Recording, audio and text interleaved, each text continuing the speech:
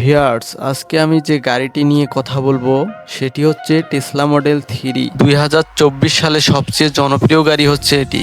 Long race করার জন্য গাড়িটি অনেক জনপ্রিয়। ভিউয়ার্স, গাড়িটি একবার চার্জ করলে অনেক দূর পর্যন্ত যাওয়া যায়। এই গাড়িটির গতি খুব সহজে তোলার জন্য এই গাড়িটি অনেক জনপ্রিয়।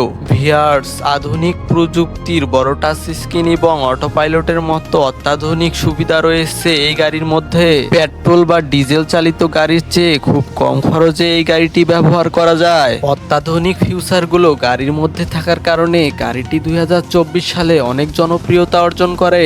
বন্ধুরা, এই গাড়িটিতে যেমন সুবিধা আছে তেমনি অনেক অসুবিধাও রয়েছে। এখন আমরা অসুবিধাগুলো নিয়ে কথা বলবো। এই গাড়িটির অন্যান্য গাড়ির চেয়ে অনেক অংশে বেশি দাম, তাই বন্ধুরা যে কেউ কিনতে পারে না এই গাড়িটি।